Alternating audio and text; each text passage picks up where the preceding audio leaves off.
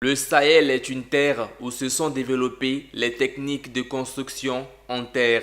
Cette technique utilisée depuis 10 000 ans a servi à bâtir les premières grandes villes. Nous vous proposons une petite balade pour découvrir les magnifiques richesses de l'architecture sahélienne et en plus des patrimoines de l'UNESCO en Afrique sahélienne.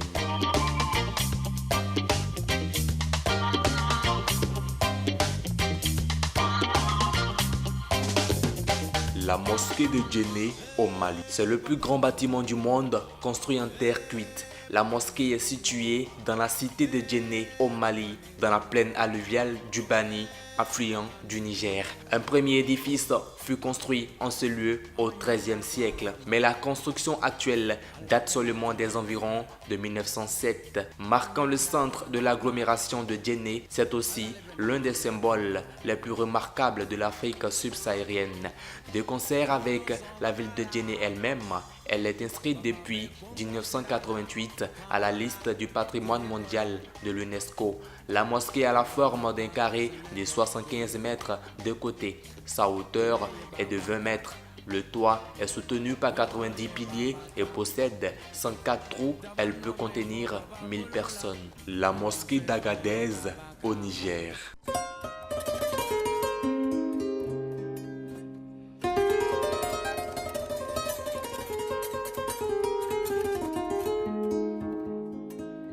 C'est le principal édifice religieux de la ville d'Agadez. Depuis 2013, la ville et sa mosquée construite en banco sont classées patrimoine mondial de l'UNESCO. Le minaret de la mosquée culmine à 27 mètres et demeure la plus haute construction de la ville. Les maisons de Oulata en Mauritanie.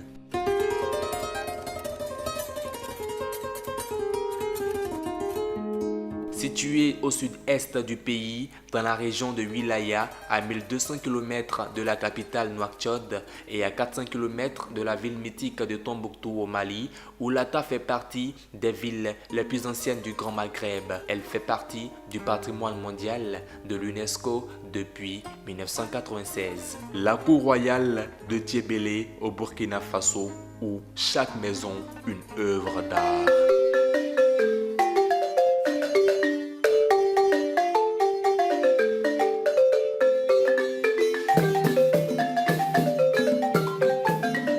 Le sud du Burkina Faso est réputé pour sa riche architecture traditionnelle. Soigneusement décorée par les mains expertes des femmes Kassena, ces pratiques culturelles ont traversé le temps et perdurent jusqu'à nos jours. C'est dans le cadre des actions multiples de promotion que le ministère en charge de la culture a inscrit dans son inventaire national l'habitation du lignage de Kouarabié de Tiébélé sous l'appellation de Cour royale de Tiébélé, dans l'optique d'une reconnaissance internationale. Même si ce n'est pas la seule maison Kassena de la zone qui fait de la résistance en matière de préservation de l'architecture et de l'art pictural, il y a un minimum d'actions qui y sont déjà entreprises et qui dénotent d'une certaine prise de conscience autour de ce joyau culturel.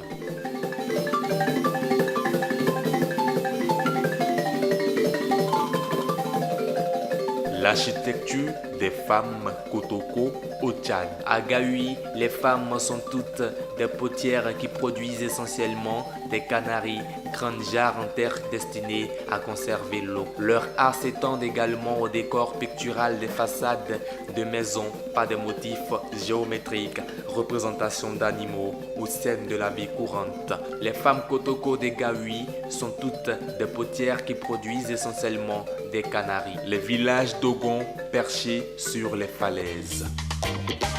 Hey, Baba Congo. Hey, Baba Congo. Hey, Baba Congo. L'architecture Dogon est spécifique. La plupart des villages sont implantés dans la falaise et accessibles par des chemins escarpés qui empruntent des failles du plateau ou par des chemins tout à fait accessibles. Les villages des Dogons sont répartis tout au long d'une falaise de 250 km de long, accrochés au pied des rochers par je ne sais quel miracle au surplombant la falaise. Les Dogons se sont installés là après avoir chassé les pygmées dont les toutes petites maisons troglodytes sont restés perchés dans les failles. Falaises, roches, maisons en terre, tout est mêlé avec une grande harmonie, un équilibre étonnant, peut-être pas si étonnant, puisque dans les croyances Dogon, tout fait partie d'un tout. Chaque chose a une place précise au sein du cosmos. La grande mosquée de Djoulasso au Burkina Faso.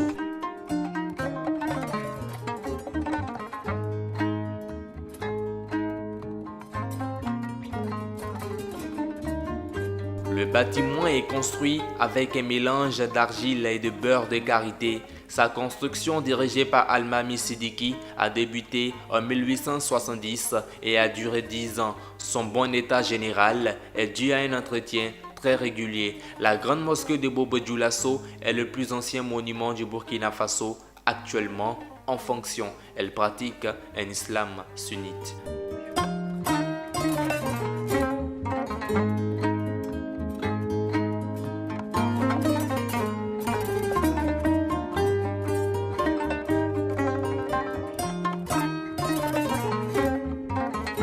La mosquée Dienga Herbert de Tombouctou est l'une des structures architecturales historiques avec la mosquée Sankoré, la mosquée Sidi Yahya et 16 mausolées et les lieux publics saints, qui ensemble ont valu à Tombouctou la désignation du site du patrimoine mondial par l'UNESCO. C'est la plus grande mosquée de Tombouctou. Elle peut accueillir la prière du vendredi qui rassemble jusqu'à 12 000 fidèles.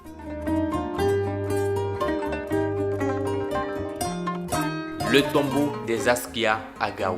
La spectaculaire structure pyramidale du tombeau des Askia, édifié par Askia Mohamed, empereur de l'Empire Songhai en 1495 dans la capitale Gao, témoigne de la puissance et de la richesse de l'Empire qui s'épanouit au 15e et au 16e siècle grâce au contrôle du commerce transsahérien, notamment du sel et de l'or. Le tombeau des Askia est un magnifique exemple de façon dont les traditions locales ont adapté les exigences de l'islam en créant une forme architecturale unique dans tout le Sahel d'Afrique de l'Ouest, vestige le plus important et le mieux conservé du puissant, riche empire Songhai qui s'épanouit dans l'ouest de l'Afrique, dirais-je, depuis le 15e et 16e siècle.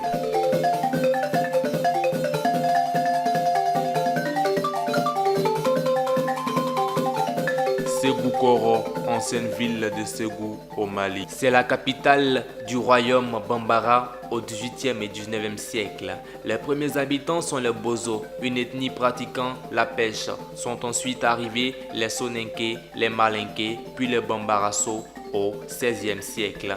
C'est à Ségou Koro, sur la rive du Niger à 11 km à l'ouest du centre-ville actuel de Ségou, que Biton Koulibaly fonde au XVIIIe siècle le royaume Bambara de Ségou. C'est à Ségou Koro que l'on trouve les tombeaux de la dynastie fondée par Biton Mamari Koulibaly, sa propre tombe et la mosquée soudanaise de Bassounou Soko dédiée à sa mère.